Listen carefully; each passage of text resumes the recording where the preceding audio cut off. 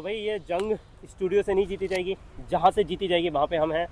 और आज भाई कोर्ट में भयंकर हलचल हुई है।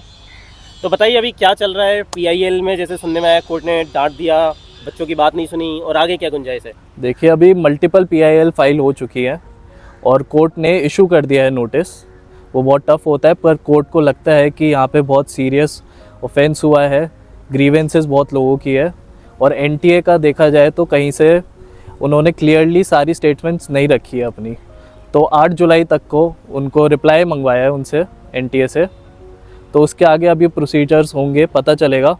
बट सुप्रीम कोर्ट को अभी लगता है कि sanctity of this exam has been compromised, तो they are working on it. And फिर भी उन्होंने रोका नहीं है, जैसे काउंसलिंग को नहीं रोका, ऐसा क्यों? देखिए, काउंसलिंग अभी रोकना, Supreme Court, we should believe in this, we should believe in the constitution, we should have faith in the Supreme Court. And with time, with their reply, अगर उन्हें लगा कि कुछ भी गलत है तो फिर they will put a stay on it और there will be a re examination on it. पर तब तक के लिए उनका रिप्लाई आना भी ज़रूरी है, तो इसलिए। और आपको क्यों लगता है सुप्रीम कोर्ट ने इतना लंबा समय क्यों दिया? 8 जुलाई में भी 7-8 दिन का टाइम दे देते हैं एनटीए को। 7-8 दिन भी दे सकते थे, बट इट्स 24 लाख बच्चे, आप देखिए, एंड इतने सारे सेंटर्स हैं, तो उनको एक प्रॉपर रिप्लाई बनाने के लिए, एक कमेटी बनाने के लिए। जैसे कि हमको पता है अभी सुप्रीम कोर्ट में, हाई कोर्ट में बहुत सारी पीआईएल डल चुकी है, हमने भी अपनी पीआईएल फाइल कर दी है। तो और ज़्यादा पीआईएल फाइल करना चाहिए कि स्टूडेंट्स को, जितनी भी जगह पर हैं सुप्रीम कोर्ट में, हाई कोर्ट में, उससे कुछ फ़ायदा होगा या नहीं होगा? देखिए, इससे सिर्फ पेंडेंसी ऑफ केसेस बढ़ते हैं, पर क्या मतलब है पेंडेंसी? मतलब केसेस ऑलरेडी बहुत सारे हैं कोर्ट में, और आप सेम ही इशू के ऊपर मल्टीपल पीआईएल्स डाल दोगे तो वो at the and bunch matter बन के एक ही जगह पर जाएंगी, एक ही डेट पर वो लिसन होगी। बट इफ़ यू फील कि अगर आपका ग्रीवेंस अलग है तो आपको ज़रूर अप्रोच करना चाहिए कोर्ट को, पीआईएल आपको करनी चाहिए, या जो भी अप्रोप्रिएट मेथड है, अप्रोप्रिएट अथॉरिटी है, उस पर अप्रोच करना चाहिए। ठीक है। नीट 2024 में बहुत हाई चांसेस हैं कि पेपर लीक हुआ है, और साथ में जो अनफेयर ग्रेस मार्किंग करी गई है, तो इसमें क्या बच्चों का, स्टूडेंट्स का कोई फंडामेंटल राइट्स भी वायलेट हो रहे हैं? जी देखिए, स्टूडेंट्स ने जो एग्ज़ाम दिया है, इनका सबसे बड़ा जो राइट है आर्टिकल 14, जो बेसिक फंडामेंटल राइट जो वायलेट हुआ है, which is right to equality. इन्होंने पेपर दिया और इनको ये एक्सपेक्ट कर रहे थे कि फेयर मार्किंग हो, फेयर रिजल्ट आए, बट उधर से स्टेटमेंट्स आ रही हैं एनटीए से कि ग्रेस मार्किंग दी गई है किसी को।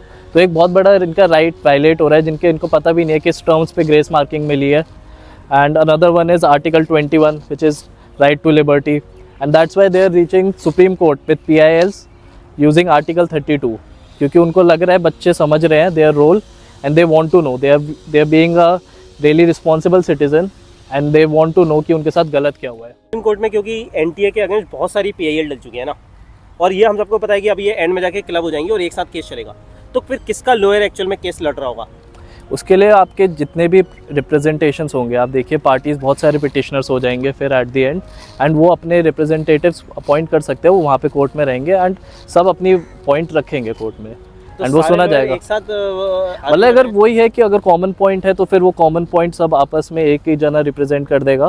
तो पर लेकिन अगर कुछ के आपस में कि हम बोलना चाहते हैं, हम बोलेंगे पर वही होते हैं, we all are learned friends here, so we help each other ना, कि हमें भी बोलने का ज़्यादा मौका मिले अगर कोर्ट ये केस हमारी कारण जीता जाए, तो ऐसे we always want to speak your point out. जैसे आज सुप्रीम कोर्ट ने ये तो एक्नॉलेज करा है कि sanctity of the exam is violated, which is a big thing, पर साथ ही उन्होंने काउंसलिंग पे स्टे नहीं लगाया, ऐसा क्यों करा है? देखिए, जो एनटीए एक एजेंसी है, इसमें 24 लाख बच्चों ने पेपर दिया है।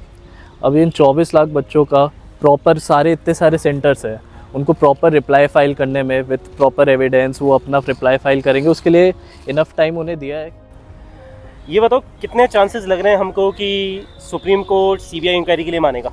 देखिए, अभी उन्होंने नोटिस इशू करा है और पीआईएल के थ्रू उन्होंने करा है, तो it could be a criminal writ और could be a civil writ. अगर क्रिमिनल रेट एक्सेप्ट करती है तो फिर उस पर सीबीआई इंक्वायरी बैठ सकती है, उस पर इन्वेस्टिगेशन बैठेगी और वो एनटीए के पूरे अच्छे से जांच पड़ताल करेगी कि उनकी प्रोसेस क्या रही है, उनकी ग्रेस मार्किंग की प्रोसेस क्या रही है, और उसके हिसाब से वो आगे जजमेंट देगी, विच विल बी हेल्पफुल।